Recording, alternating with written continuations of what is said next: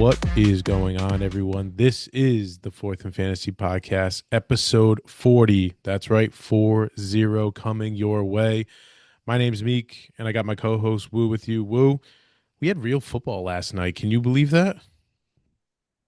We sure did. Oh, it was awesome. It was great. Laying in bed, watching a little football game, checking on the fantasy team every now and again. The hour delay was not Oh, exactly the I greatest, I but it fell is I what it fell is. asleep during that hour delay, and then like popped up. It was nuts. Yeah, Um, thankfully I had the Yankees game to switch over to in the interim, but yeah. yeah. What do you think that game's going to be remembered by? Is it Spitgate, or is it going to be the stone hands that CeeDee Lamb Mm, showed? I would say probably the Stone Hands because it really changed the trajectory of that game. They could have won that game. Like, Oh yeah. imagine he makes that catch right there. Like, If first of you're a all, Dallas fan, I'm like, hold on, maybe we have an okay team. right? He would have taken that to the house for a touchdown. But And there was a couple big drops. yeah. All right, we'll get into that. We're getting ahead of ourselves. I know. Welcome, ladies and gentlemen. Again, episode 40 of the Fourth and Fantasy Podcast. We're glad you're here. Listening in with us, watching with us. Make sure you're following us on all of our socials: Twitter at Fourth and Fantasy Pod, Instagram and TikTok at Fourth and Fantasy, YouTube at Fourth and Fantasy. Make sure you give us a like, follow on all of our socials, and leave a comment because you might see yourself on the show. You never know. Did not. We've hit 2,100 plus plays across Spotify, Apple Podcasts, and YouTube. That is thanks to the folks who are watching on this video format, like you are listening, either on Apple Podcasts or Spotify. We love you. Thank you very much. Let's get into our quick question of the day. We were just actually talking about it. It's the recap of the Philadelphia Dallas game. Dallas gave a good fight, but Philly was able to hold on. Philly's winner 24-20. Your passing leader was Dak Prescott with 188 passing yards. Jalen Hurts led everybody in rushing with 62 and 2 touchdowns. CeeDee Lamb had 110 receiving yards. Probably could have had more, like Wu was Oh alluding yeah. to. Some other notable performances.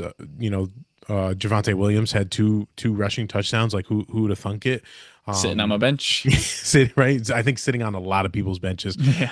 But the other thing that I kind of alluded to was we had it was literally within the first 6 seconds of the game. I remember like getting ready, getting myself cozy, and then I see a flag fly, and I'm like, well, what is going on here? Right. And star defensive tackle Jalen Carter you know, uh, is thrown out of the game, and everyone's like, "What is going on here?" And then they show the replay, and he spits on Dak Prescott, and that really kind of that set the tone for the game because you saw right after he was taken out, Dallas like was running the ball down Philly's throat, and that was he is such a huge piece of that defense that it opened up another facet of Dallas's offense and made them multidimensional. Where if he stays in the game, you stuff the run, you make them one dimensional, and then you can drop back eight. But I don't know. Oh, at the end of the day, Philly still won the game. They're 1-0, moving on. But what were your thoughts on the game, Will? Yeah, definitely a bird brain move by Jalen Carter. There's other angles that it looks like Dak spit towards Jalen Carter's direction. Whether or Still not it did was not close, spit on him though. exactly. Whether or not it was close to him or not, like you have to understand, like if I spit on this guy, like there's no way I'm still gonna be able to play. So that was just a stupid young, player move. I'm sure he'll never do that again. At least I would like to think he would, but that I definitely really changes the hope. trajectory of the game. He is a massive part of that defense, and like you said, it opened up running lanes for Javonte Williams and the Dallas Cowboys, who we didn't really expect to have much of a running game this year. Obviously, very small sample size. This is only week one. A lot of teams are still, kind of figuring out their identity and who they are. And I think the other thing that we saw from that game is Philly's defense is very, very young. They lost a lot of pieces of that defense to free agency who are no longer on that team, and they've had to fill in some spots here with some young guys, and it showed. There was a lot of silly penalties. I remember one, I forget his name, but number three, defensive end, Oh, made a no, big, nice Smith. tackle for loss. And we Yeah, saw the flag there, and that kind of brought it back. I got some thoughts Um, on that one though. yeah, so the taunting, but like again, like the NFL's been throwing out all of these notices saying we're going to crack down on this stuff. So he kind of messed around and he found out. So Absolutely. and then when it comes to like Dallas's offense, I was pleasantly surprised. Again, more of a running game than I was anticipating them having. I thought Dak looked pretty comfortable. Definitely looks like he's back to full health, and should be poised for a pretty solid season. The passing numbers or the box score, if you look at it, it doesn't look insane. Like we mentioned, CeeDee Lamb had a bunch of big drops there that could have added on. Javonte Williams had a couple rushing touchdowns, so that took away from some passing touchdowns for Dak. But like I said, the box score isn't sexy, but I thought he looked pretty comfortable back there.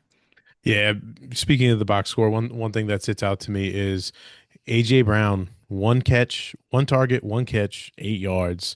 He was not involved. Even Devontae Smith was more involved than he was. Dallas Goedert even got 7 targets. Like, I'm. Do you think, Wu, that this is Philly going business as usual? Obviously, he's not going to have as low as one target, but do you think it's going to be business as usual? We're just going to use the running game, and the passing comes when needed, or is this just a fluke on the radar? I think this game has to be an outlier. There's no way AJ Brown will be consistently getting that little attention from his quarterback. One thing I do want to point out is, oh my God, I just lost my train of thought. What was I just about to say? We're talking about AJ We were Brown. talking about AJ Brown only having one target. Um, If this was going to be the norm, going forward, or if Philly's rushing attack is going to be the one that kind of yes. takes over. So what I was planning on saying is, we saw in the first half, Dallas and Philly were both moving the ball at will. The over was basically about a hit in the first half. Talk about a bad beat for the rest of the game. Oh But my God, we yeah. saw in this second half, and then after that delay, these two defenses really kind of locked in and nutted up there, applying a lot of pressure. Both Jalen Hurts and Dak didn't really have much time to throw. They pretty much had a second and a half back there, and all of a sudden you had to start running away from a 300-pound defensive lineman. So that is one thing I will say for the Eagles and for the AJ Brown case, is that in that second half, Jalen Hurts was kind of scrambling around, still was able to, perform at a high level. Again, not a very sexy box score when it comes to like the passing yards. He did have those two touchdowns on the ground, but that second half, there was definitely some chaos there in terms of the passing games, just due to the pressure that those defenses were applying, and those front, defensive linemen winning their matchups. Absolutely, yeah. So, Dallas starts the season 0-1, and they next week they are home. They have their home opener against the Giants, where Philly has a Super Bowl rematch next week with the Kansas City Chiefs. So that We one's going love to be that. an interesting game, week 2. Yes. Um, so moving into really quick around the NFL, two major pieces of news. I'm gonna do the second one first because it's kind of relevant right now. Hmm. So we're recording right now, Friday, September 5th, literally during this game, right now. But Chiefs wide receiver Xavier Worthy has a shoulder injury, ruled out versus the Chargers. So they're literally playing right now. I don't know if you were able to catch the play, Woo, but it was like in Kansas City's second drive. Worthy is trying to run a crossing route with Travis Kelce, and he just gets absolutely tattooed by Travis Kelce. I don't want to speculate or make anything. They're ruling it a shoulder injury, and he's out for the game. But this is huge, for Kansas City, because obviously Rashi Rice is already out for the first 6 weeks of the year. And now Worthy goes down. Worthy was going to be used heavily those 6 weeks. He broke out in the playoffs and had a phenomenal Super Bowl performance, and he was going to have that kind of year two breakout for the Chiefs. And now, we don't know the extent of how long he's out, but it's a huge loss. Yeah, I didn't see the play live, but I did see the clip, and he got lit up pretty good.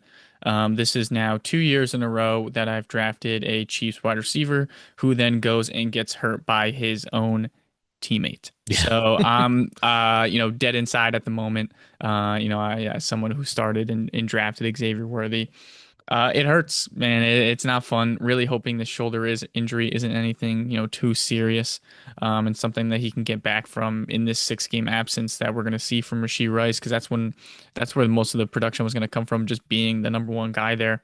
If he is going to miss extended time, you have to be paying attention to waivers when it comes to Juju Smith-Schuster. Is Hollywood Brown available? Those are names you have to take a look for, and see if they're available with in your league.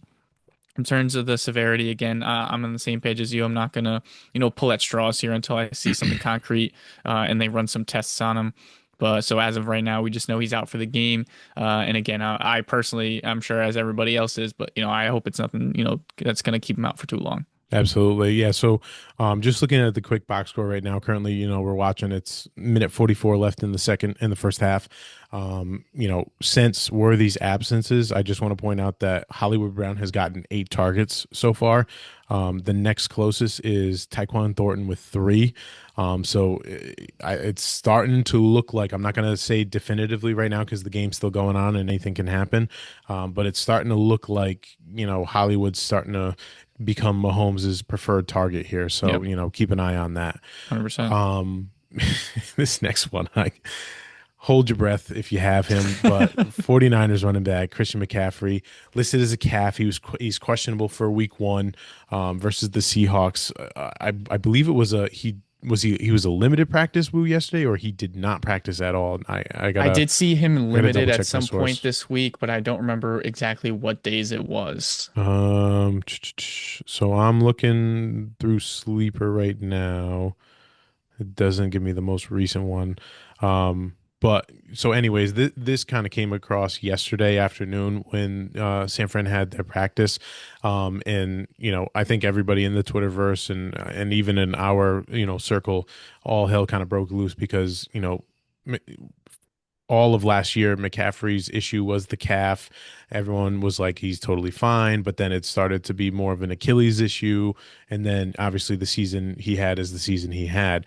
So now with the calf, showing up and popping up again, like, I think people are getting PTSD right now. And, you know, I mean, if you're a Christian McCaffrey manager, in my honest opinion, I think you need to have some contingency plans put in place immediately so that you're ready for whatever happens week 1. Yeah, it's absolutely here we go again situation. Last year was, pretty similar going into that week 1 game against the Jets. He was, there was some lingering injury, but it was made out to be nothing serious. And then I'm pretty sure he got ruled out like what an hour before kickoff last year in that Yeah, Monday it Night was like Football right up game. until there. Yeah, so this literally could be the exact same story again. Don't be surprised on Sunday if all of a sudden Christian McCaffrey isn't playing, with these limited practices and this lingering injury. If you're the Christian McCaffrey manager, I hope in your draft you were already planning on taking the handcuff. Obviously, Brian Robinson wasn't on the team for maybe some people who had already drafted. I know that took place in our league. He was taken as a commander. But if you were a Christian McCaffrey manager and Brian Robinson was already, that trade already happened, I hope you had the willpower to, draft him and take him as a handcuff because you had to know that this could be a possibility for when you draft Christian McCaffrey. So yeah, it's pretty incredible. It feels like Groundhog Day right now. This feels Does. like the exact same situation as last year. And if that's the case, obviously it doesn't end well. Yeah, so yeah, just to clarify, so on Thursday he was limited in practice with the calf, and then the most recent news that we've gotten so far is that he McCaffrey's saying that he feels great and is preparing to suit up week 1. They were saying that the being listed as the calf was just just a formality kind of thing. They had to list him for something because he was, limited in practice, and that's what they went with. But I'm telling you right now, this was one of the reasons why I was terrified to take Christian McCaffrey in fantasy drafts. And if you remember, for basically the majority of the offseason up until like maybe the last like half of August, he was sitting at the back of the first round and nobody was willing to take the chance on him. And then just like in that last half, everyone was really willing to take him, in the 106 to 108 range. But this is kind of what you got to deal with when you take a guy like him.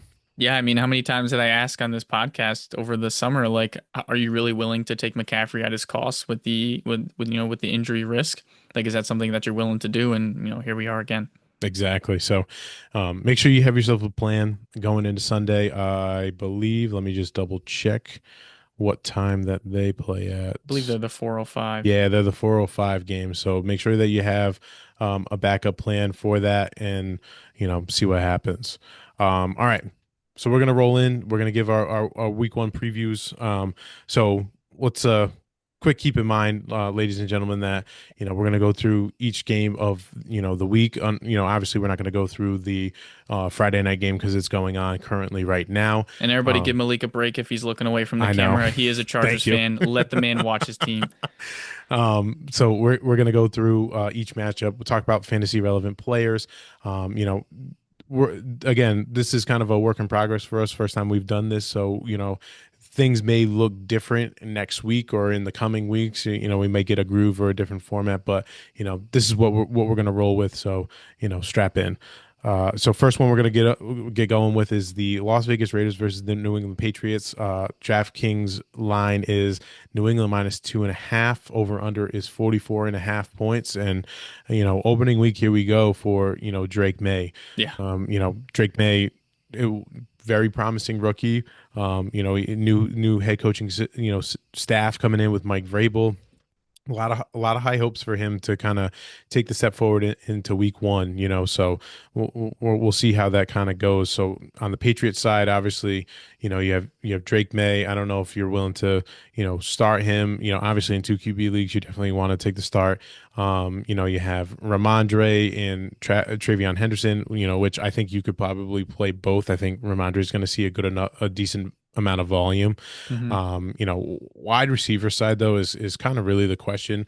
And that's kind of where I'm going to start with you. Is what do you do if you have Stephon Diggs? Are you expecting a full allotment of snaps? Do you think he's only going to have, he's going to be on a snap count? What because I guess that's really sets the tone for this New England offense.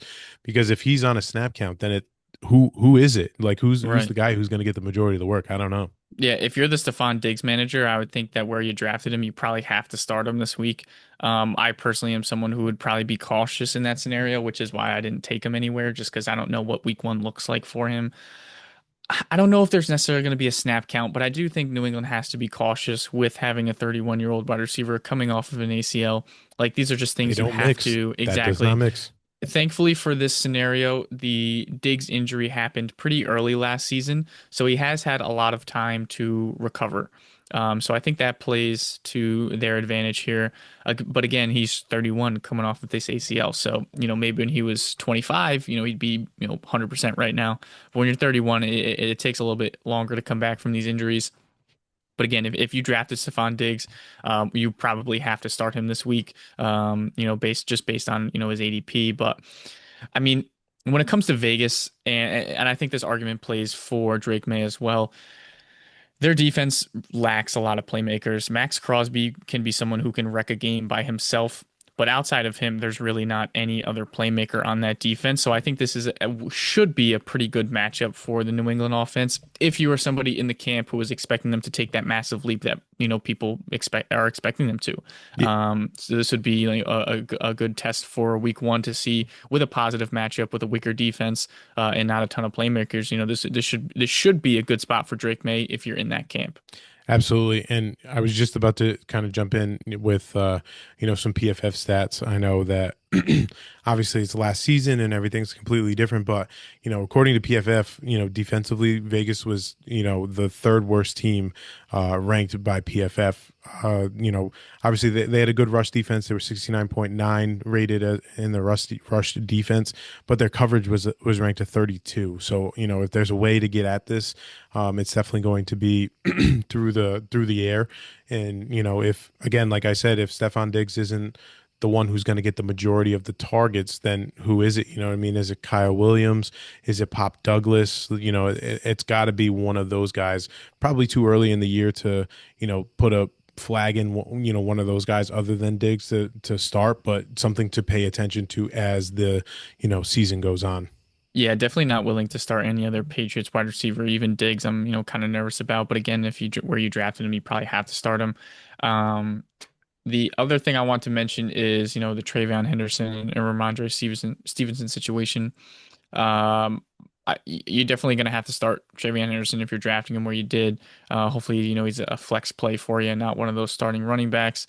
So if you do need to pivot at any point, you can. But again, I just when it comes to these week one games and rookies that you haven't seen, I find it hard to have confidence in starting some of these guys. So even Travion Henderson, who I do expect to have a solid year for the Patriots and be a really good fantasy asset, I don't know what he looks like week one. Nobody does, and for me, it's difficult for if I did have him to start him. That would be a situation where I'd like to see him play one week. But I don't know. Maybe you have more confidence than I do. I find it really hard for these week one games with a rookie, especially when they have an established running back like Ramondre Stevenson. What that kind of looks like for him. I think the thing with Travion Henderson though is that like I would be willing to play him because I know he's eventually going to take over the backfield, but at least I know he's got a baked in role with Ramondre at first because obviously Ramondre is going to be probably the early down goal line back early in the season, but I know in long yardage situations, third down situations when they're passing, Travion Henderson is going to be the guy out there. So at least he has some sort of a baseline that I'm willing to take and play, for my fantasy lineup. Sure. And when it comes to the Vegas side, I think for me Oh it's yeah. it's Ashton Genty, and Jacob, obviously Ashton Genty, Bowers, and Myers. After that, I don't think there's anybody else worth starting unless you're desperate at quarterback and Geno Smith's who you got, like me in Dynasty. But yeah, I think for Vegas is pretty cut and dry. You're starting Genty, you're starting Bowers, and Jacoby Myers should still be a great PPR play. Yeah. I mean, on the Genty side is what do you see like I don't even what are you going to get from Ashton Genty? I'm trying to pull up really quick what his rushing prop is right now to see he is. I don't know, these are the alternate lines, but just something to work off of. They have him right now at 70 plus rushing yards as minus 131. So I think they're expecting Genty to have a decent game. I don't know what are your expectations for him? Yeah, I mean, I think it's going to be pretty tough. The Patriots definitely put a lot of effort into upgrading that front seven, and being able to apply some good pressure there. Um, it's going to be a tough matchup for him. I think personally, I think that Patriots defense is going to be ready when you got Mike Vrabel at the helm. He will have his guys prepared for a talent like Ashton Genty. But the thing that Ashton Genty has that nobody else does is, or has an advantage on. There's no NFL tape on him, so it'd be tough to None kind of game whatsoever. plan for him. You're really only looking at the Boise State tape, and it's a lot different than what you're seeing in the NFL. So I know I'm excited to see Genty finally hit the field, see what he's got on that NFL field. But I think the Patriots are going to be a good test for him. I definitely think I like their the upgrades they made on that front seven, and I just expect them to have a good defense this year. Yeah. So pick 'em. Who do you got? New England or Vegas in this first matchup? Probably going to go, man. I'll go New England at home. If it's Vegas at home, I'm probably taking Vegas. But for me, it's the home team here. Yeah, I probably lean New England on this one. Yeah, it sucks to say, but Right? D1 Patriot haters over here, but you hey, know it. we gotta respect where respect is due. But anyways, moving on to the next matchup, we have the Cincinnati Bengals on the road taking on the Cleveland Browns. DraftKings Sportsbook line is Cincinnati minus 5.5. Over under is an interesting 48.5. There A lot of points. seems to be some points here. First thing we always talk about is Joe Burrow and the Cincinnati Bengals always get off to a very slow start, right? Last year against the New England Patriots, they unexpectedly lost, they were with high expectations, and that kind of set the tone for the season. And I think, I don't know the stat really off the top of my head, but I believe Joe Burrow has a losing record on opening day right now. So he's just notoriously known for getting off to a bad start. So, and we'll see kind of what happens. Obviously, the offensive side of the ball is rock solid. Joe Burrow, you drafted him, you're starting him. Chase Brown, a lot of high expectations for him. You're definitely playing him. Jamar Chase, T. Higgins, you're definitely playing. I think you could probably play, Mike Gesicki With this as a point break total, glass. yeah, you can. Yeah, with this point total, totally break glass tight end. And then, just on the so there on that's what I got on the Cincinnati side. Do you have anything woo for the Cincinnati piece? No, the only thing I'll add is that maybe the only difference this year is the starter to get some preseason run. and Burrow and Chase looked pretty good. That offense just as a whole looked pretty good on those few drives they've had. Maybe that's just what they needed was just a few drives in that preseason to get off to a hot start here. I would say that thankfully Cleveland would be a great matchup to have a nice warm up week one, but they lost to New England last year, week one. So really anything's possible with the Cincinnati team. Absolutely. So going on to the Cleveland side, we have, 40-year-old quarterback Joe Flacco at the helm to start the season. We'll see how many games he really gets, before the wheels start to fall off the wagon and they have to turn to one of the rookies. But for right now, Joe Flacco is the starting man. On the running back piece, do you lean a certain way, Woo, with, the running backs in Cleveland? I think for this game specifically, it's probably going to go Ford. Go with the comfortability. You know Yeah. what you've seen out of Ford, and work Sampson in. I definitely think he has the talent to have some production on this offense, especially with the absence of Judkins. So yeah, definitely for this matchup, if you got to start one, I would lead in the Ford route. When it comes to the rest of the roster, it really comes down to Judy and Njoku. I would say I think Njoku might be one of the better starts this week due Totally to the agree. matchup against Cincinnati, as well as, again, the familiarity with Joe Flacco and what we've seen out of that tandem. Flacco's going to be able to sling the ball and get it out to his playmakers. So I think Njoku could be a really good start this week. I like all that. The only other name I will add to this is Cedric Tillman. Okay. I think with the how poor Cincinnati's defense is and the how high the over under is, I think Cedric Tillman is someone who could, get some work because I don't think Judy and Njoku are going to get all of it. And I think I expect with how poor the running back room and not to take really anything away from Sampson or Ford, but how their expectation was to have Quinshon Judkins kind of lead the way, and Right. I could he was going to be kind of the driving force for that offense. And now that he's not here, I can see that Flacco's probably going to throw the ball 30 to 35 times a game, and Joku and Judy aren't going to get all that. So that's why I lean Cedric Tillman for this particular game, playing Mhm. against this particular defense. He might be a amazing, dart throw if you're doing a DFS ticket. Like I would totally throw Cedric Tillman in my lineup, and if he catches a bomb touchdown, then you just basically made your money on what he was worth. Yeah, that's a great call there with the DFS lineup. Um, yeah, if you're looking for a dart throw and you need someone to start like Cedric Tillman, I guess this would be the time to do it. With that defensive matchup against Cincinnati, as well as the high point total, like you mentioned. Yeah.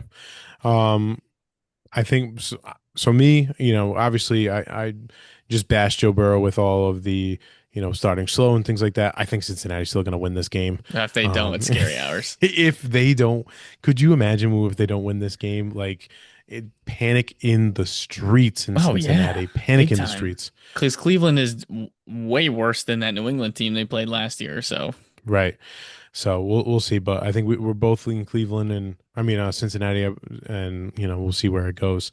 Next matchup we have the New York Football Giants are on the road against the Washington Commanders, who were in the NFC Championship last year, ladies and gentlemen. Let's not forget that. Sportsbook line has Washington minus 5.5 as the home favorites, over under 45.5. I'm just going to start over with the Washington side of the football. Jaden Daniels, auto your start. offensive rookie of the year, right? Jaden Daniels was offensive rookie of the year. I'm not. Yes. Yes, offensive rookie of the year. I thought for some reason I was like way off, and so there was Could you someone I imagine wasn't if he thinking. didn't? So you're reigning offensive rookie of the year. Ready to go for his sophomore campaign. A lot of high hopes.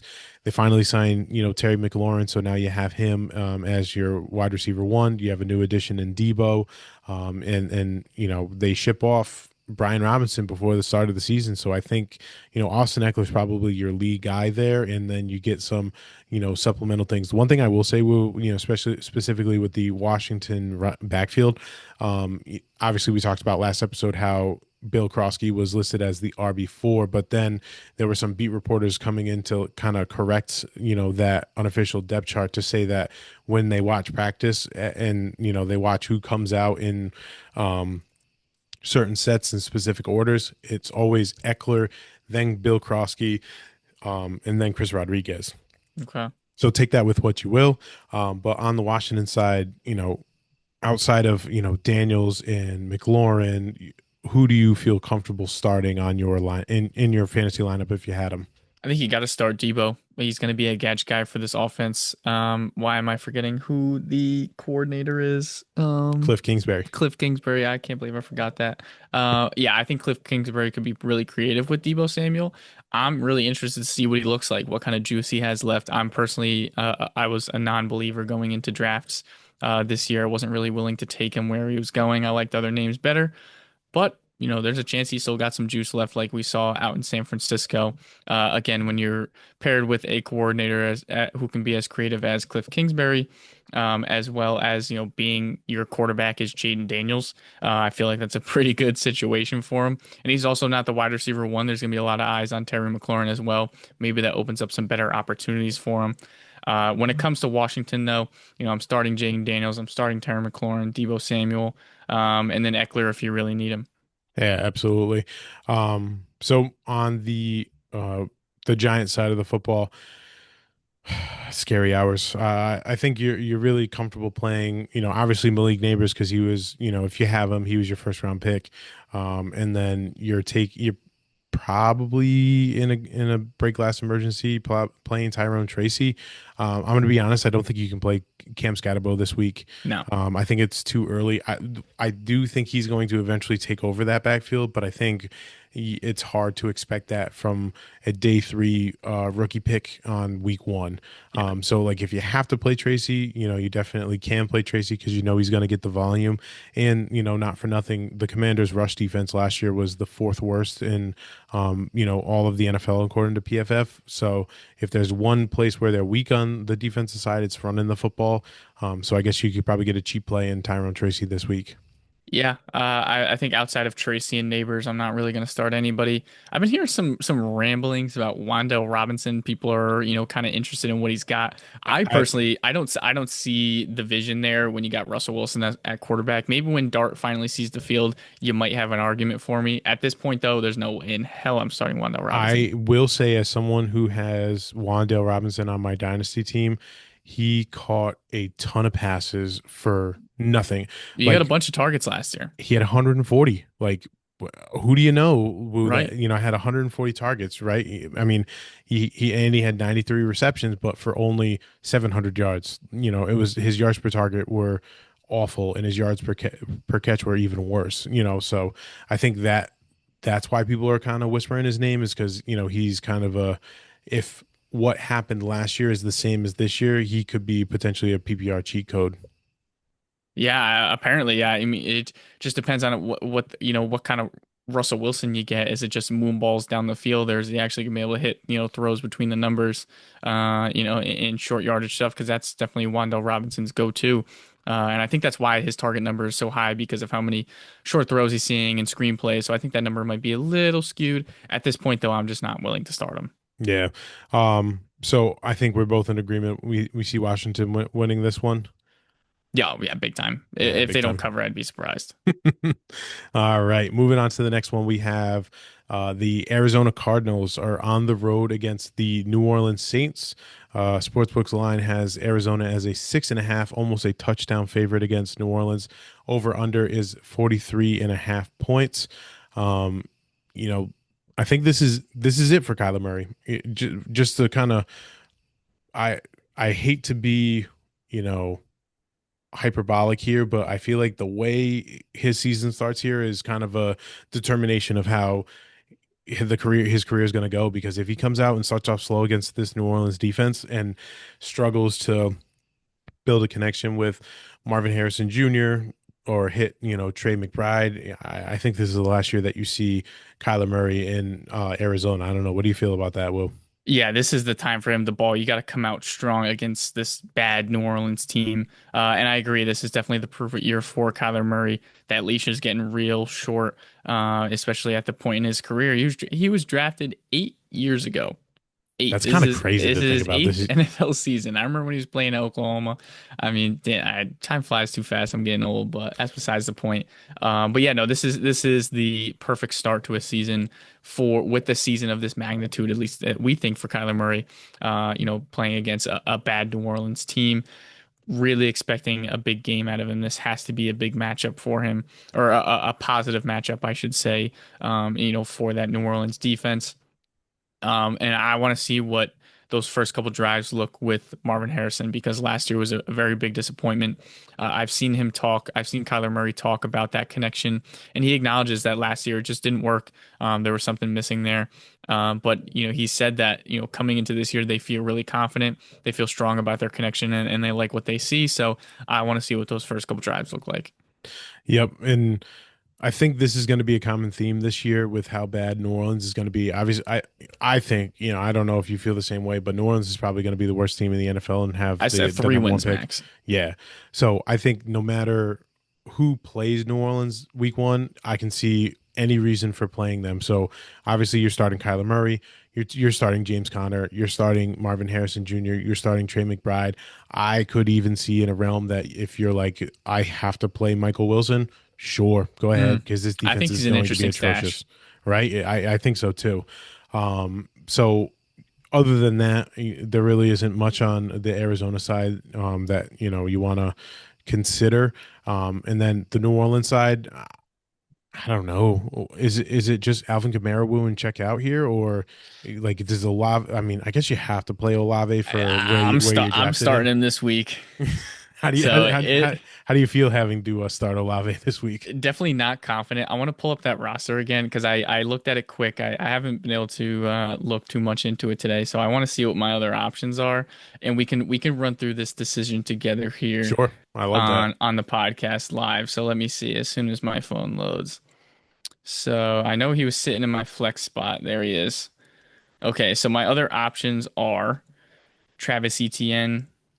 Actually, I could start Igbuka. Yeah, no, that's exactly what I'm doing. Who Yeah, am I you kidding? play Ibuka I there, forgot I had Igbuka stashed but on that bench, so just that was going easy. so, but just going through the exercise though, ETN or Olave.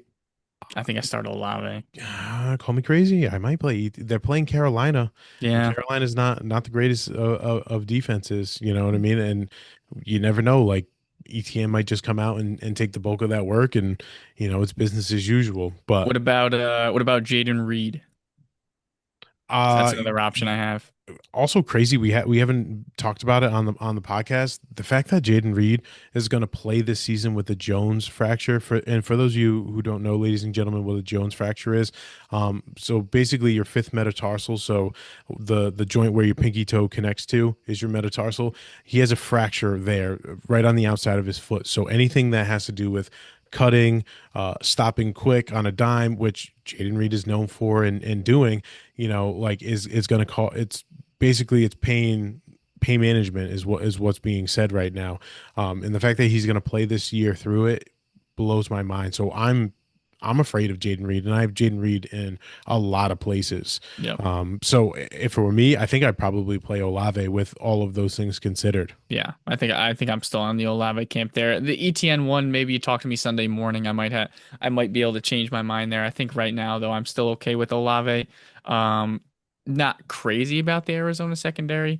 I think there could still be some opportunities, but when you got Spencer Rattler throwing you the ball, That's it's yeah. it's tough to be confident. That's the other thing. Are the lights going to be too big for my boy Spencer Rattler? Oh, they've been too big. And they have been in the past.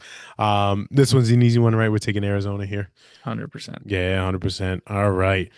Oh, I love this one. Here we go.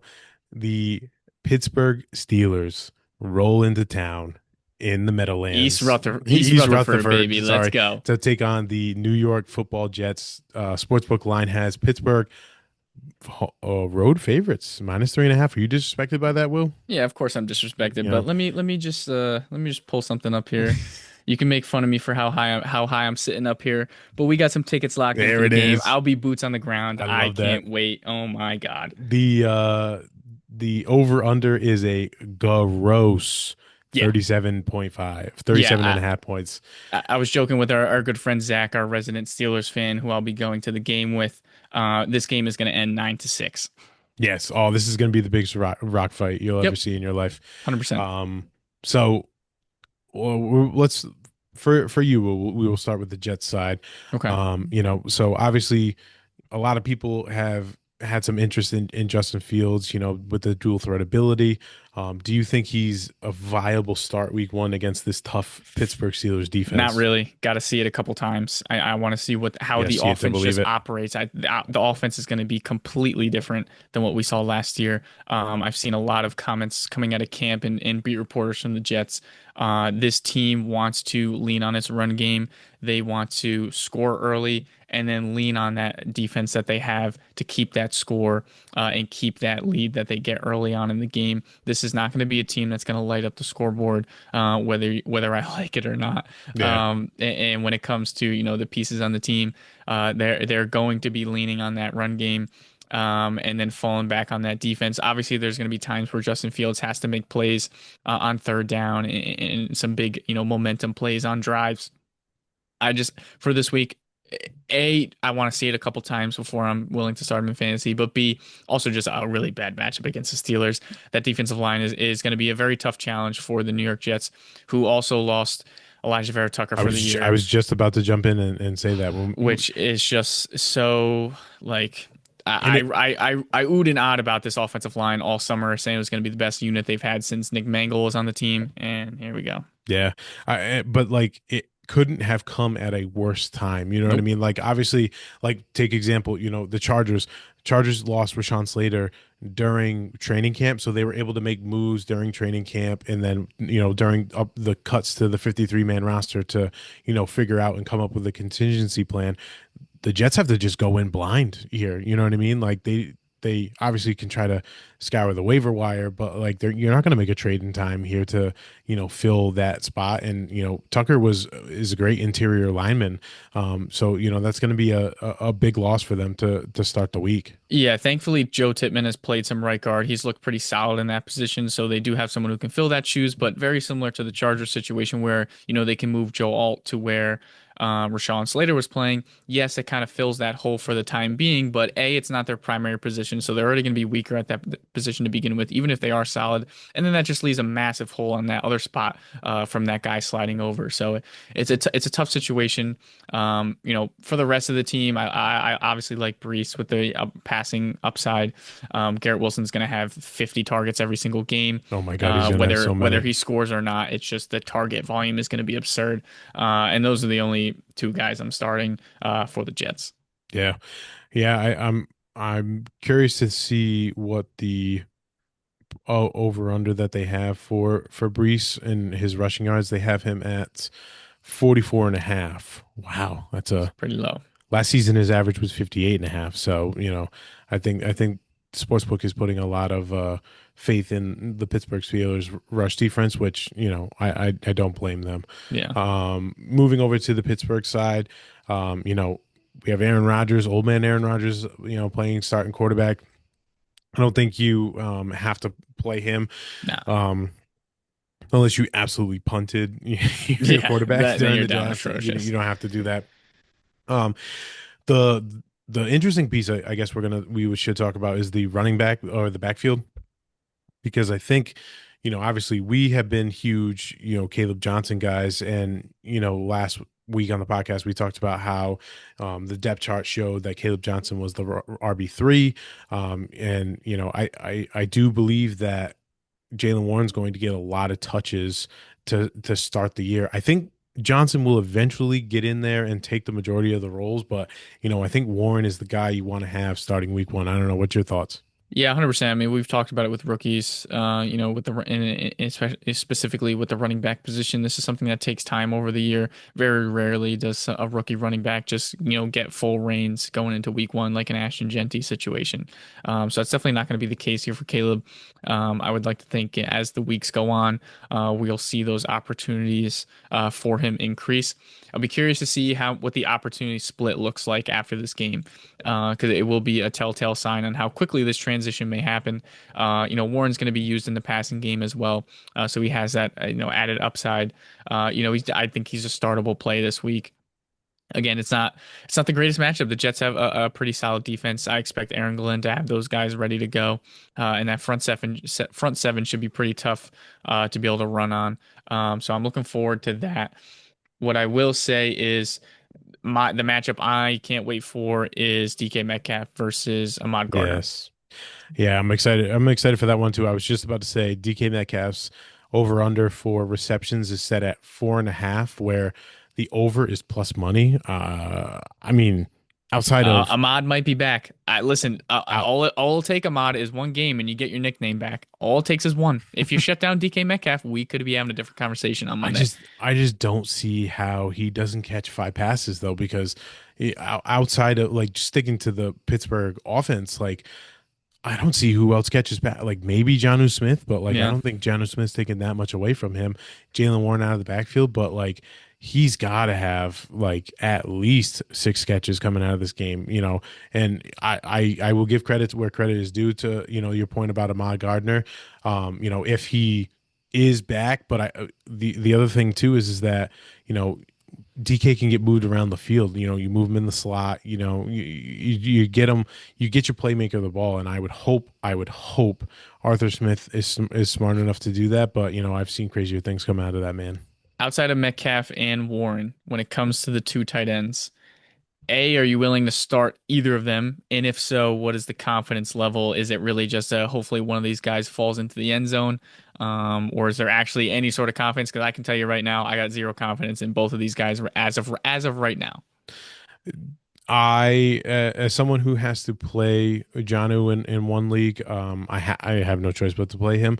I know that Janu had been dealing with a knee injury for the latter half of training camp and didn't see a lot of playing time, and he kind of, we didn't hear much about him, but rest assured, I think you're going to see a lot of work for Jonnu Smith because Arthur Smith loves Jonnu Smith and will find any and all excuses to get him the football. So I think you could play Jonnu Smith, and just kind of see. And I think as the weeks go on, I think he's going to get a lot more work than we're expecting. Yeah, I mean, Arthur Smith wanted him so bad. I would expect him to have some sort of work. I just want to see it. Yeah, we'll have to see. Do I even ask you who you want to take in this one? This one's easy. This one's easy. Oh man. Let's go Jets. Yeah, listen, I'm hoping you are right, but I I'll I be there think bright and early Sunday morning in that parking lot, so with some cold refreshments. yes. Do you want me to hear my take, or should we just move on to the to the next Yeah, just matchup? just say the Steelers are gonna win. It's okay. It's not gonna hurt my I have feelings. to. I think defense, like you said, it's going to be a rock fight, and I think the pass rush of Pittsburgh with the loss of Elijah Vera Tucker it's just going to be too much of a loss too soon for the Jets to kind of recalibrate and readjust. So Yeah. I'm going to take Pittsburgh on this one. No, I hear that. If the Jets do win, it's not gonna be it's gonna be very close. They're Yeah, gonna pull it out of nowhere. Zach will not hear the end of you Oh, it's if the gonna be a Jets win. long car ride. All right, moving on to our next matchup. Tampa Bay Buccaneers are on the road going to Atlanta to face the Falcons. Tampa Bay is 1.5 point road favorites. DraftKings or the sportsbook line is 46, over under is 46 and a half. Starting with the Tampa Bay side, I mean, it's kind of crazy to say, but they're going to be depleted on the offensive side to start. You have no Jalen McMillan. He's going to be out for, I heard some reports that he was going to be out for like 6 to 8 weeks. Like he's I going did to be see out it for was a a pretty long long time. one. Yeah. Chris Godwin's definitely not playing week one. And Kate Otten is also hurt. So, out comes, obviously Emeka Ibuka, the first round rookie wide receiver that we both love. Most people are starting to love. Father Time himself and Mike Evans, Mr. 1000. And then outside of that for receiving options, I can't think of a single name. I don't know. Is there someone that I'm missing with for a receiving option? Nope. The only thing you're missing is pushing all of your chips in, like I am on Emeka Egbuka. I am all You have to. in. I'm so excited. I can't wait to see that man play football. Oh my God. If I'm right, oh man, it's gonna be such a great victory lap. Right. So, you know, obviously those two you're definitely playing. Baker Mayfield is I think he was the quarterback for last year. Yep. A lot of people probably took him ready to start him, so you're doing that. And then obviously the rushing attack, you have Bucky Irving, and I think the you could sneakily play Rashad White, for a receiving option if you needed to. Hmm. If you don't, then don't bother and just watch and let it play out. But that's kind of how I see the Tampa Bay side. Yeah, I wouldn't like you said, if unless you really have to play Rashad White, don't. But I think there's still some value for him, somewhere in this season. He does get that receiving work pretty consistently. Maybe doesn't get as many touches as he once did, but at some point that'll have some sort of value. I just wouldn't be comfortable doing it week one unless I really had to. And then yeah, it's Mike Evans, it's Egbuka, it's Baker Mayfield, and that's about it for Tampa Bay. Yeah. Moving to the Atlanta side, the Penix regime starts. You know what I mean? Michael Penix is gonna be the starting quarterback for probably the majority of the year. Um, you know, unless you're in a two quarterback league, I don't see you playing him right this second. Maybe he becomes a streamable option as the weeks go on and bye weeks happen. But I think, obviously Bijan Robinson you're playing. You drafted him super high to, be a monster. And then, Drake London, you're definitely playing. I think Darnell Mooney has been dealing with a shoulder injury. I got to double check on that right now Yeah, and he's a game time verify. decision. He is a game time decision. So, I would probably hold off on Darnell Mooney this week. Just kind of, I wouldn't be surprised if they sit him and give that shoulder a rest an extra week. So other outside of Bijan London, I guess. Ooh, are you playing Kyle Pitts? That's why do you think I was smiling? I was just gonna say, I think he scored a touchdown this week. Are you gonna touchdown guarantee Kyle Pitts? Mm, Nah, I won't. I won't put you on the nah, spot I like can't that. guarantee I that. I won't can't put you on the guarantee spot. that. So, so there you have it. Personally, I think Tampa Bay wins this matchup. Yeah, I It's got it's Tampa as it's going well. to be one of those like gritty divisional matchups, but I think they're going to find a way to gut this one out. Yeah, no, I'm in on Tampa as well. Pretty high point total as well. So, some good fantasy Interesting. value, I think here. 46 and a half. I think that's pretty high. Yeah. Moving on now, we have the Miami Dolphins going on the road to Indianapolis to take on the Colts. Gross game Uh, of the week. gross game of the week, but I think But there's it might going to be be fun. this. I think there's going to be a lot of points scored in this one. So the line is Indy. Indy is 1.5 point home favorites.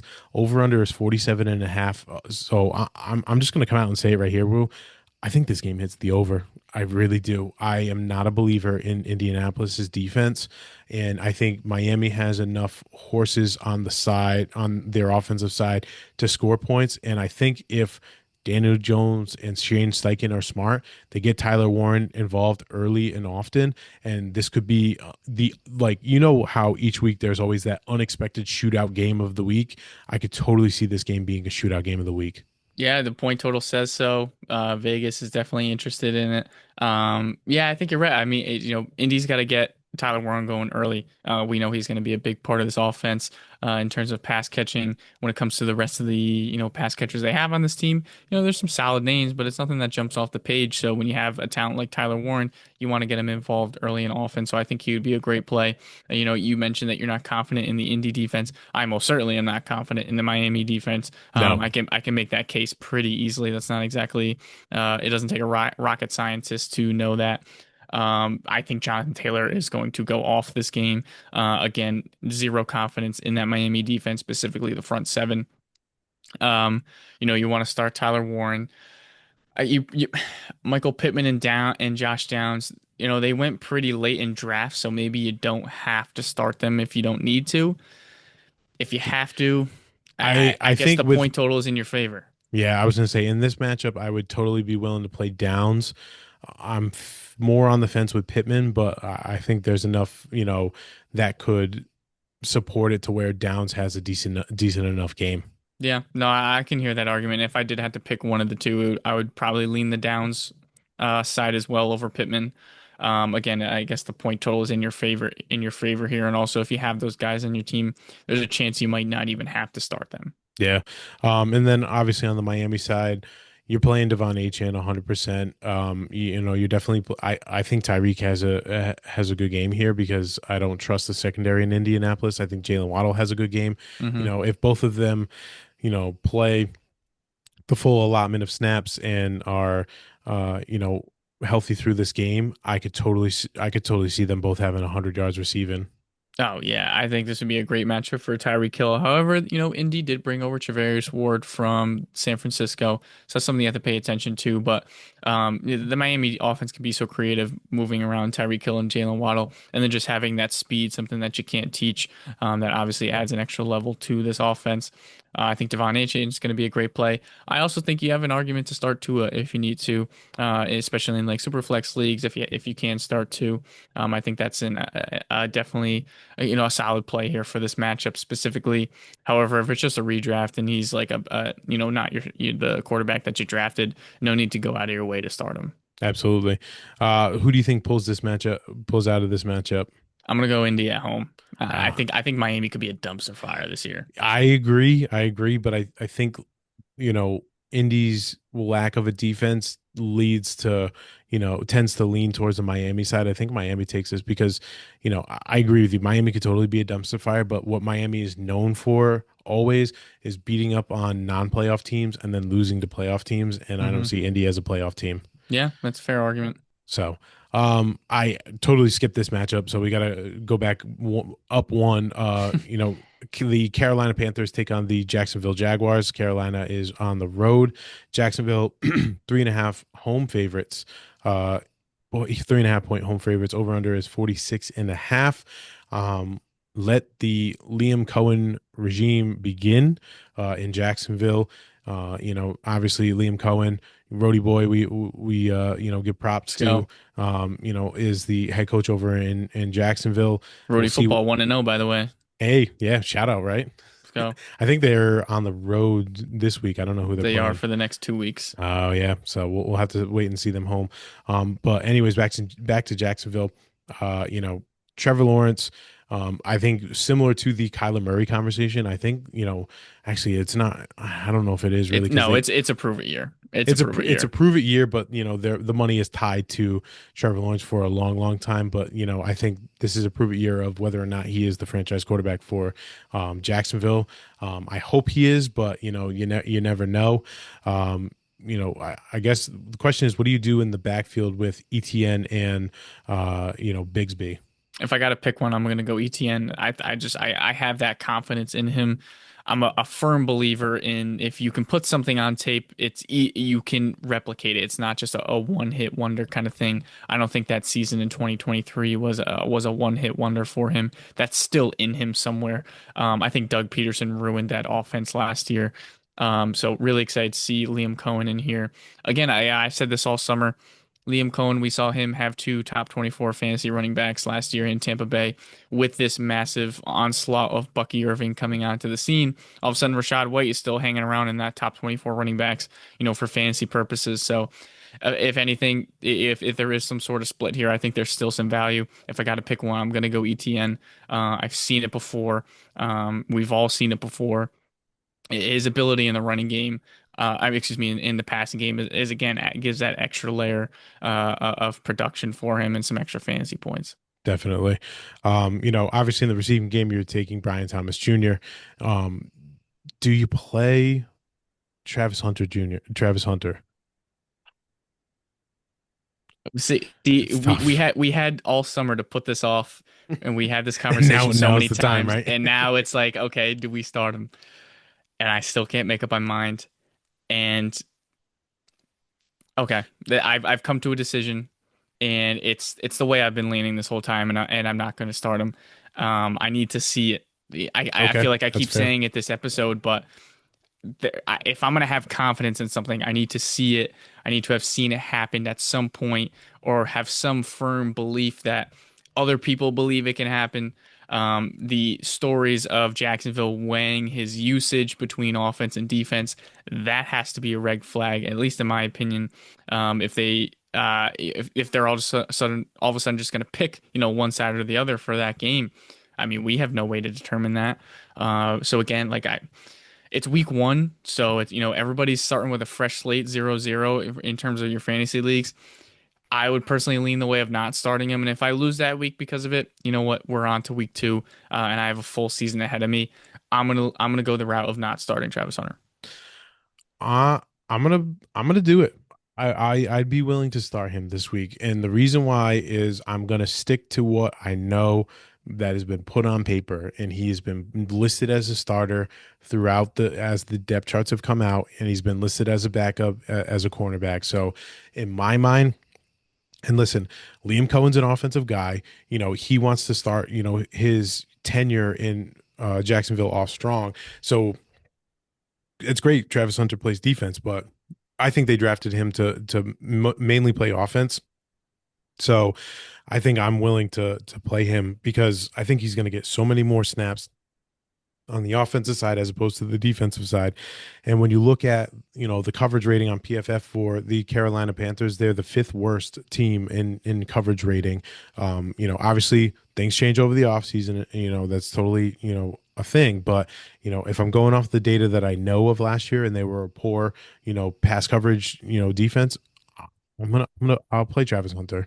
You know, so I guess I don't know if I can pull it up quickly because I would love to give you like a Travis Hunter or kind of situation.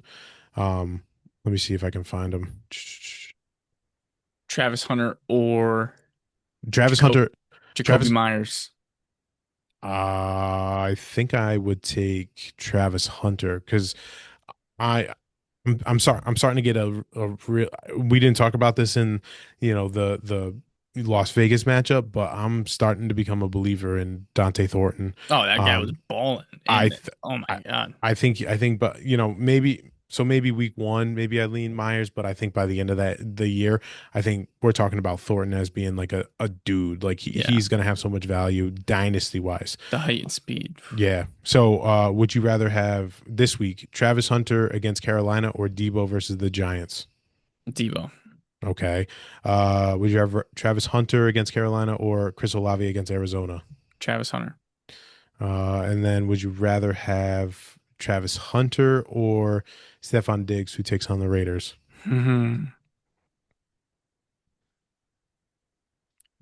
I'm gonna go Travis Hunter based off of the youth, and I'd be confident that he'd be able to make it through the game. It's You like, don't know if Diggs does. dude, I really don't. I'm not just saying that, wearing that D1 hater on my sleeve for the Patriots. I'm genuinely concerned about what kind of juice he has left. And did you see him apologizing to the media? Like, there's already so many bad vibes around, For him. his Oh my tenure so God, yeah. far in New England. Like, he can't get out of his own way. Yeah. I agree. I think I lean Hunter on that side. But yeah, it's definitely tough for Stephon Diggs And this when it year. comes to like the Travis Hunter start to sit decision, he was being drafted in a position where you probably have to start him. I guess I should have prefaced that when I was making my case for not starting him. If I have the ability to not start him, I will. I won't. But if he's someone who I drafted in the sixth round and he's a starting piece on my roster, at that point, then yes, I have to start him. You do what you have to do. Yeah, yeah. Um, uh, on the Carolina side, you know, obviously I've been a huge fan of Bryce Young, and I think you know he's someone who could be an up and coming, you know, person to have. I think wait and see week one, you know. But if you're someone who has Tedero McMillan, who you should absolutely be playing, Yep. I think you know you should be stashing Bryce Young on your bench just to see what happens. You know, I honestly I think the Carolina side is pretty easy, right? Yeah, Like it's Ted and Chuba. you start Tet, you start Chuba. You know, do you start Leggett? You know, obviously with the injury with Coker and no Adam Thielen, like they need to have someone else, you I know, think he's there. a similar argument to Cedric Tillman if you're looking for a DFS play. Sure. Yeah. So I think there's some value there. Um, in like deeper leagues, like a dynasty team, if you're someone who's rebuilding like myself, probably gonna have to run someone out like him. And I think he could be a viable wide receiver two option. We're both pretty. We're looking forward to what this Panthers offense looks like. We expect it to take a massive leap off the back of Bryce Young with what we saw at the end of last year. So I think Leggett could be a good dart throw in like a DFS lineup when it comes to a fantasy league. I wouldn't be confident starting. I wouldn't be exactly thrilled, I should say. No, yeah. I definitely wouldn't either. Only in like a break glass emergency. Can we get I'm sorry. I'm watching this game right now I and was waiting for you to say something when Mahomes scored, but no. I can't believe they just didn't get this first down. Sorry. Um anyways, so we are still Carolina Jacksonville. Who do you got on this one, Will? I'm gonna go. I've been taking a lot of home teams. I'm gonna take Carolina. Okay, nice. Oh, so we're against the roadie boy Liam Cohen. I am. I am. I've been taking too many home teams. You gotta Yeah. You gotta diversify. Listen, there's nothing wrong with home cooking on week one, so I'm gonna stick with Jacksonville. I think they're gonna take this. Okay. All right, moving into our next one, we have the Tennessee Titans are on the road taking on the Denver Broncos. Look out, Will, the sportsbook line, Denver minus 8.5. This is This could worse. get ugly This quick. this is worse than the Philly Dallas one because I Yeah. think Philly they only got to 8 and this is at 8.5. Yep. Over under line is 42.5 right now. Um, I guess I'm going to start with the Tennessee side. Who do you start here other than Tony Pollard and Calvin Ridley? You know what I mean? I was gonna say Tony Pollard, and even then, this Denver defense is incredible. I So was going to say, and then it's not exactly the greatest matchup. Calvin Ridley's going to get the Sertan work. You know what I Oh mean? yeah, he's gonna get blanket. He might have 10 targets with one catch. Like Cam Ward, welcome to the NFL. It doesn't get Yeah. much worse than this. Nothing like a welcome to the NFL moment playing arguably the number one defense in all of football. All of Yeah, football. exactly. So, It's tough for the Tennessee side. It's Pollard and Ridley, and that's and it. even then, it's like, ooh, this is gonna be difficult. Right. And then on the Denver side, yeah, I think you play Bo Nix. I think you drafted Bo Nix to be your starter in most fantasy leagues. Running back side, who do you lean here? Are you on the Dobbins side or are you on the Harvey side? I've been hearing a lot of conflicting points to this. I hear all of the RJ Harvey is loved by Sean Payton and loved by the organization, and this was the guy that they wanted, and they went out and got him. So in that mindset, I'm like, okay, well, Harvey's got to be the guy. But then you hear things like RJ Harvey can't pick up a blitz. And if Sean Payton sees you not picking up a blitz, there's no way you're still playing the rest of the game. And J.K. Dobbins can pick up a blitz. J.K. Dobbins Absolutely. looked pretty good last year.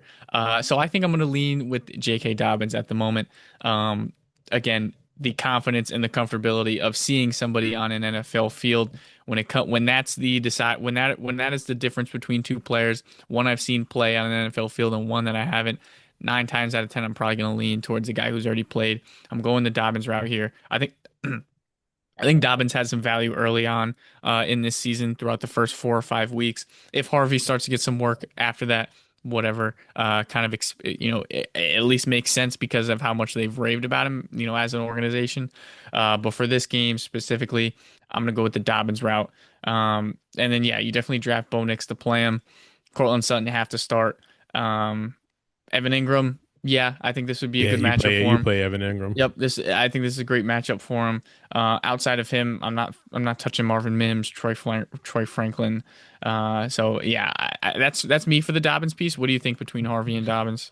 I think it's a no-brainer Dobbins to start. I No think brainer. Okay. Harvey is he's a great player. Like don't get it wrong, but um, I think Dobbins is the trusted true guy. Yeah, and I think he is someone who's going to keep Bo Nix protected to start. And I think they want to get off to a good start because they have postseason aspirations, Oh and yeah. I think they don't want to have that loss in week one, with a boneheaded play by a rookie running back and you lose your quarterback or, whatever it may be. Right.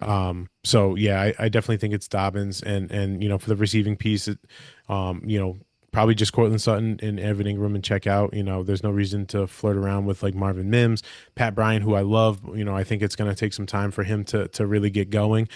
So I think you just kind of stick with those pieces and then just keep him moving. Yeah, and Denver wins this Oh, game. by a million points, Denver wins this game. Um, moving on, we have I think these are the 4 o'clock games now. Yep, that was the Uh, first 4 o'clock. oh, the Denver one was the first one. Hmm. Okay, so this is our second 4 o'clock game. The San Francisco 49ers are on the road against the Seattle Seahawks. San Fran is 1.5 point favorites. The over-under is 43.5. A lot of people have a lot of hopes for this, San Fran team in general. I think they have the easiest schedule in football, and I think a lot of people are expecting them to win a lot of games. We just talked about Christian McCaffrey being questionable. We'll see if, he eventually plays. So Brock Purdy, maybe you're playing, maybe you're not. Like, I think I he could, would. you would play Brock Purdy I here. would. Yeah, I just find it tough. Like was he somebody that drafted to start, or was he someone who's like your friend, like a Right. bye week kind of guy, who knows? McCaffrey, I think you need to wait and see, and you need to read the news Yeah. come, Boy. Sunday at Come an 4. hour before kickoff. Right. Hopefully you have a backup option if he doesn't play. Put him in your Um, flex. yes, yes, put him in your flex so that you have, multiple options to work with. And then on the receiving side, I think, obviously Kittle, you're definitely playing, Yes. Kittle's going to smash. But like outside of Ricky Pearsall, there's nobody else that is worth playing. I don't know. What do you think? I guess a dart throw on Jennings, but the injury that he's been dealing with, kind of keep him out of workouts and camps, like that makes me nervous for week one, especially. So I get like a phrase we keep using, break glass in case of emergency. I guess Jawan Jennings would be the guy for that. But in terms of where he's being drafted, he's not somebody that you necessarily have to. So if that's the case, definitely wouldn't, or definitely would lean towards not starting him. Yeah. And then on the Seattle side, this is a completely new look team, by Geno Smith, by DK Metcalf, by Tyler Lockett. Here comes Sam Darnold. Obviously now JSN elevates to the wide receiver one role. You have Cooper Cup. I have talked at nauseum about this Seattle offense, and how they're going to change and move towards the run. This is the first test, you know what I mean, against San Fran, and I have confidence in them that they're gonna, the scheme is going to work. To what degree with the San Francisco offense, who has lost a lot of pieces in the off season. So we'll kind of see what we get. I don't know. Are you confident in the Seattle rushing attack going into week one against San Fran? Yeah, it's tough for first matchup. San Fran it's a solid defense, and also just being a divisional matchup. Kenneth Walker, somebody who I think is matchup proof in terms of when it comes to confidence in starting him. He's someone you have to throw out every single week. It's a no doubter. San Fran has lost pieces on that defense. I mentioned Travarius Ward earlier. Why am I forgetting the linebacker's name? I've been doing this all night tonight. This is awesome. Dre Greenlaw. Dre Greenlaw, and there's another name that I'm forgetting. But besides the point. Anyways, the point I'm trying to make is they've lost, some key pieces on this defense to free agency. So they have some holes to fill as well. And similar to Philly, who also lost guys in free agency, nine times out, or in some scenarios, you got young guys coming in and filling those holes. So it might be a learning process for them. We definitely saw that with Philly. You can see the youth on that defense. So if that's the case for San Fran, it might be a long day for them. But yeah, no, I think Kenneth Walker is still a fine play here. And JSN, I'm definitely starting. I think it's very similar to the Garrett Wilson scenario. He is the one and only pass catcher on this offense, who I think will consistently have some value and just be a target machine. I have zero confidence in Cooper Cup. I can't get over the fact that, like, listen, I like Cooper Cup. I loved him as a player. I love watching him in LA. In what world do the Rams, when he has that 2021 season and we see what he's done, in that Sean McVay offense and the records that he set and all this different stuff. And then Puka Nacua comes in and you're like, okay, well now we have two of some of the best wide receivers in the NFL. And all of a sudden it's like, all right, Cooper Cup, see you later. We want nothing to do with you anymore. To me, that screams Cooper Cup just doesn't have anything left. Yeah. There's nothing in my mind that makes sense as to Cooper Cup has some value and the Rams let him walk. Yes, I know you brought in Devontae Adams, but thinking about it from that realm and that aspect, I don't see how he produces the way that people think he's going to in Seattle, especially with this full restructure of the offense. So I'm out on Cooper Cup. Yeah, no, I totally agree with you. A name that he could be worth the stash is rookie wide receiver Torrey Horton. Yep.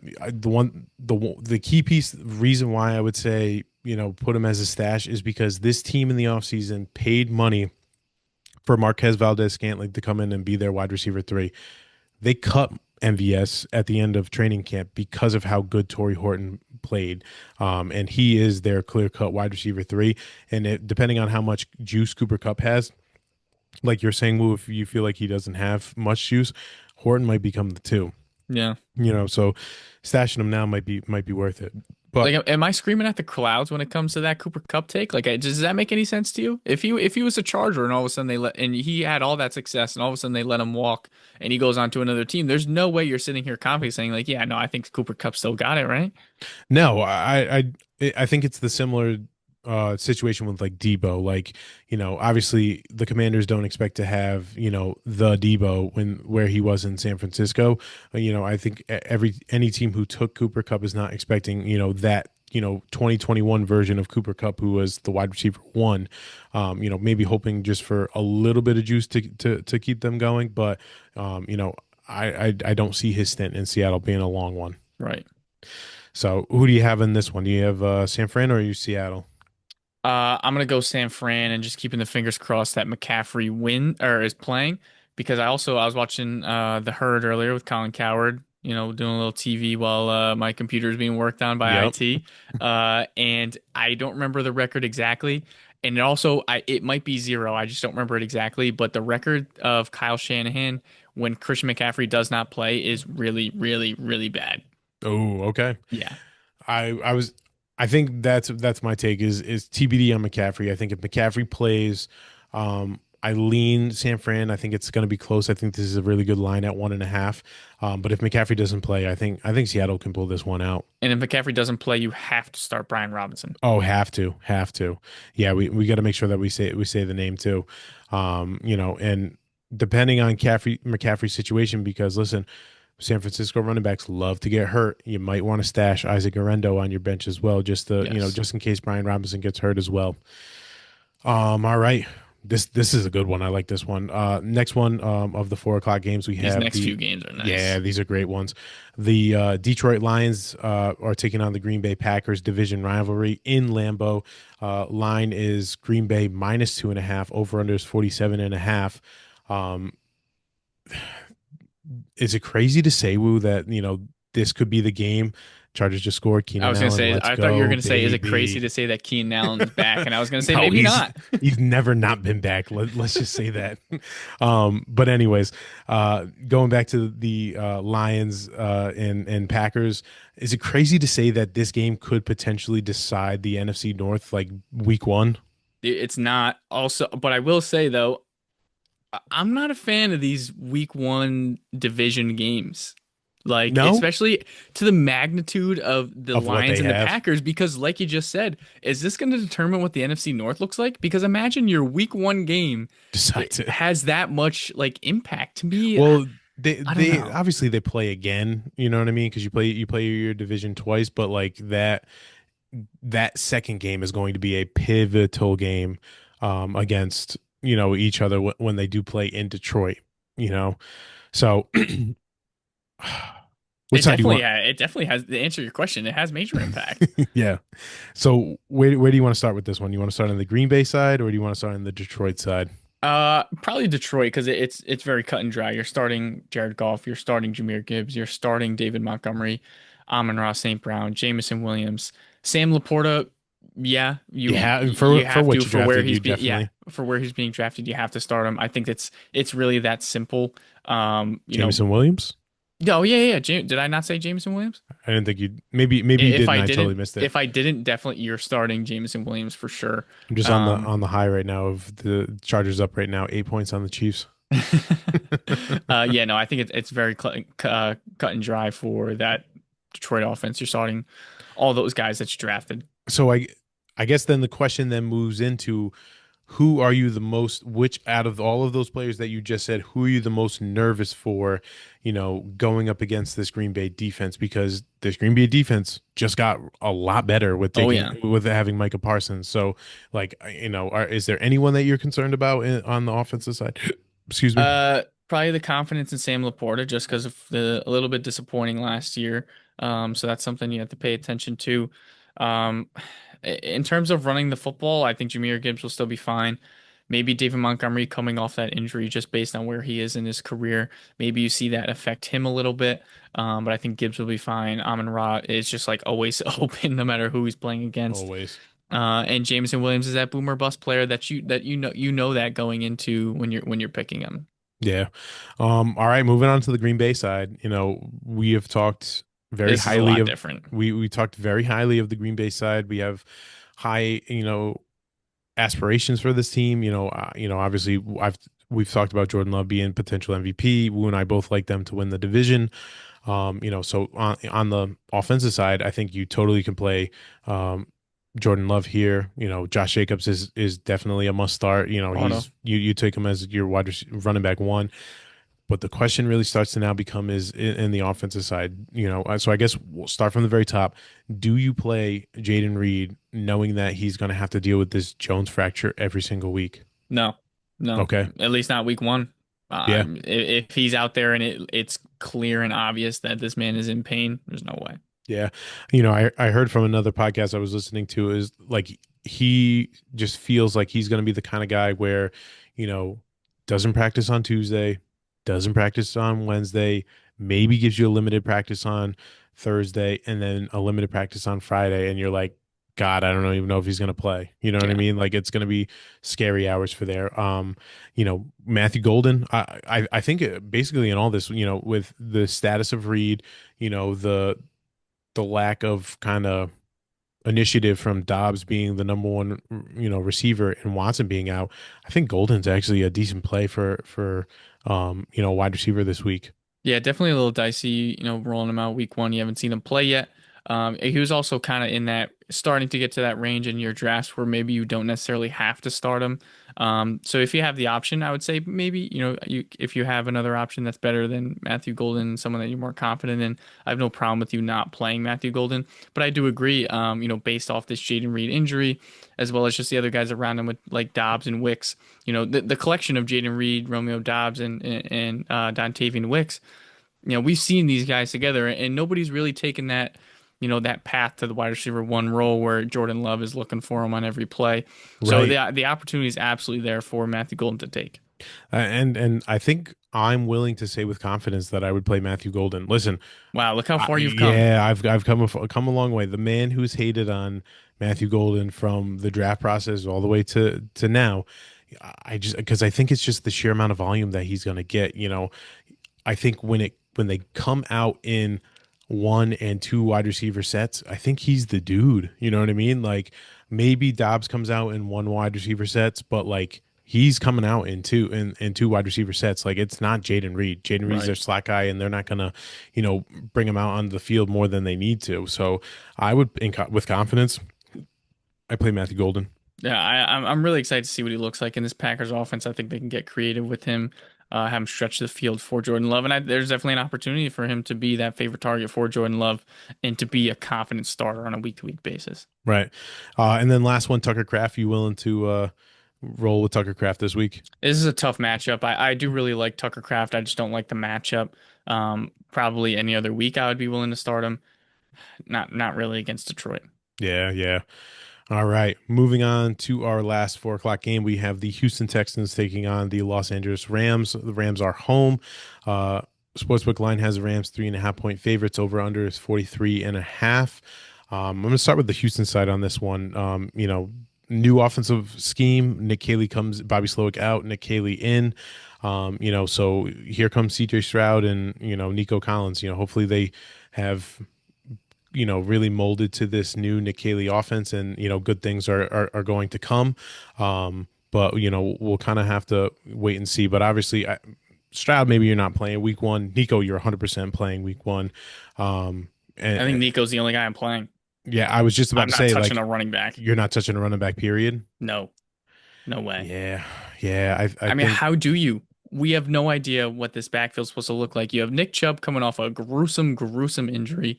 He changes locations. He comes from Texas over from Cleveland. And he's projected to be the starter. What does he have left? I don't know.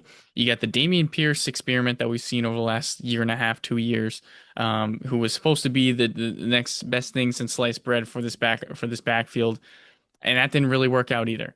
Now you got Agumba Wale, who is really a special teams guy, mainly a punt returner, kick returner. I've seen him have some sort of value every now and again. He has a couple nice carries. Not somebody I'm exactly confident in. And you got Woody Marks, who is a rookie, and nobody knows what he looks like on an NFL yeah, you field. sold So me. I'm out. I'm yeah, out. it's really I'm like out. you spin a wheel, throw a dart, and that's the name. Like is that really how you want to win a fantasy week? Like No. I see no valid argument for having like 100% confidence in any four of those guys. Yeah. No, I agree with you. I think it's Nico and then Stroud if you have to and check out. It's I that. don't even I don't even want to play around with like Dalton Schultz or No. anything like that. Week two could be a completely different story, but Sure. I'm not willing to start any single one of them week one. Right. So moving on to the Ram side of the football, um, we pray Matthew Stafford is ready for week one, Need it. because if you're a Puka Nacua manager, you're a Devontae Adams manager, you need it so bad. And hopefully this offensive line keeps Matthew Stafford upright and he doesn't have to hit the deck as much because if he goes down, man, like it is scary hours for that, the receiving options. I think, obviously you definitely play Kyron Williams and he definitely takes a bump as a rusher, but as a receiving option, that would be bad to see Stafford go down. Yeah, 100%. Rams pretty easy. Kyron Williams, Puka Nacua, Devontae Adams, like you said. Not willing to throw Higbee out there just yet. Nope. Maybe at some point, maybe he becomes a Nope. good flyer What on I a good will matchup. what I will say though, know the Terrence name Terrence Ferguson, Ferguson. Know the yeah, name. definitely something to pay attention to. What I will say is, and I'm gonna go a little off the beaten path here, but if you play in a fantasy league that still uses defense, I play in a couple. I think it's nice, extra layer of unpredictability, a little extra fun. My personal play of the week for a defense is, oh man, Chiefs. My personal defensive play No. of the week is Travis Kelsey. the Rams over Houston. I think that front seven is going to give that offensive line a lot of problems. Okay. I like that one. That's a good play to keep in mind for like DFS tickets and things Yep. like that because I don't think a lot of people are willing to play the Rams defense. All right. Sunday night football matchup. We Whew. have Way to the kick off the year. yeah, right. The Baltimore Ravens, AFC North champion Baltimore Ravens, 1.5 point road favorites against the Buffalo Bills. Sportsbook over under is 50.5 points. That's what you like to see on a week Basically, one just start Sunday night. everybody at that point. Yes, fire them up. So listen, you play. There's not much to really talk about here. You There's play really not. Lamar, you play Derrick Henry, you play Zay Flowers. Listen, play Mark Andrews. Do it. You know what I mean? And then on the other side here, obviously you're playing Josh Allen, you're playing James Cook. I know it's going to be a rough matchup against James Cook, but or with this Baltimore defense, but you play him because he is basically number two in the offense behind Josh Allen. Hmm. Uh, I guess the real question comes to is the receiving options for Buffalo. What do you do here? I think you start Shakir. I think you could take your pick on Keon Coleman and Josh Palmer based off of the point total. If there's going to be 50 points scored in this game, somebody's got to do it. Yeah. Or Again, I Josh would, Allen just runs in three touchdowns. yeah, exactly. When it comes to Coleman and Palmer, though, I think I'd be more comfortable with those guys in like a DFS ticket that we've talked about, and some of these other guys. I think they'd actually be great value for, DFS in this case, but starting them confidently, I don't know. When if I had to pick one of the two, I guess Keon Coleman, due to him already have playing with Josh Allen. Sure. Yeah. Josh I Palmer, would agree with that. that's an adjustment period in itself. Although the Keon Coleman experiment last year wasn't great, but again, having the familiarity and going into year two, maybe there's some sort of year two breakout here for him. The Baltimore defense, it's gross. We know that. Everybody else knows it. But this Buffalo Bills offense will be scoring points. I guess my final answer here is confidently I'm starting Shakir. If I had to pick one, I guess I would throw Keon Coleman out if I had to. Yeah, I agree with that. Who do you think wins this one? I think it's going to be Buffalo. You think? I got Buffalo. I I want to say Baltimore. Hold on. Let me just check some things. Was it, hey Siri, flip a coin? Yeah, right. Basically, no. I want to see how Buffalo's defense was last year. Not great, actually. Buffalo's defense was not great, and their rush defense was. Give me Baltimore. Okay. I think the combination of Lamar Jackson and Derrick Henry, I think is going to give the defensive line fits, and they're not going to go which way to go, and that confusion right there, I think, is going to be the difference maker in the game. Okay. That's what I like that. that's what I'm rolling with. Before we move on to the final game, though, we got to pick winners for Detroit, Green Bay, Houston, Oh and the yeah, yeah. Rams. Sorry. Detroit Green Bay. I am sticking. I'm gonna stick with the NFC North champs themselves, Detroit. I think there's a lot of buzz with Green Bay, but I think Detroit's gonna find a way to eke it out. Yeah, I think there's definitely an argument there. I think Dan Campbell is going to have his team fired up based off the fact that they lost both their coordinators, and there's some doubt there. Looking at Detroit with losing guys like Ben Johnson and Aaron Glenn. However, I'm going Green Bay. They protect Lambeau Field. I think there's going to be a lot of Lambeau leaps. Yeah. Okay. And then Houston, the Rams. Give me the Rams. Yeah, with Yeah. the I Rams. think I think there's too much uncertainty right now with the uh, you know, Texans to really kind of say them with confidence. And, Right. I got to see a week of what they got. I'm telling you, Jared Verse might have 6 sacks. I love it. I love Jared Jared Verse is Verse. becoming like my favorite Oh my God, young he's the player, best. dude. I love him. All right, last matchup of the week. We have the Minnesota Vikings that are on the road against the Chicago Bears. Another brutal NFC North matchup. Minnesota is 1.5 point home favorites. Over under is 43.5. And here we go. The Ben Johnson regime starts. So obviously Ben Johnson, the new head coach in Chicago, Caleb Williams at the helm, where everyone I think is hoping for a, true kind of quarterback 1 year from Caleb Williams finally. We'll have to kind of, see what he has. Um, I think you probably, with how good this Minnesota defense is, you could probably wait on Caleb Williams for Yes. a week and see. And that's not to say that I don't think Caleb Williams is a good player. I just think Minnesota's defense is that good. 100%. Um, That was gonna be the first point I made. Yeah. And then obviously on the rushing side for Chicago, I guess you play DeAndre Swift because Yeah. you probably have no choice. And then the receiving options, DJ Moore is a must. But then, like, do you play Roma Wu? You're the Roma guy. I personally am for sure. If you're not comfortable doing that week one, I'm okay with that. I personally am somebody who will be, especially in situations where I need him to. Um, I definitely have a roster or two where he's on my team, and there may be a decision I have to make there. And I can look while you do your little piece here, but Sure. I'm personally very comfortable taking or starting Roma Dunze week one. It is a very difficult matchup against Minnesota. However, Yep. I just think he got way too many targets last year for that not to carry over. Yeah. Minnesota was the 12th best ranked defense according to PFF. Their pass rush was a 65.3. Their coverage was about a 64. So, pretty decent. I think you could probably play Rome Dunze. I guess the next question then moves into, the tight ends. Do you play Colston Loveland with confidence?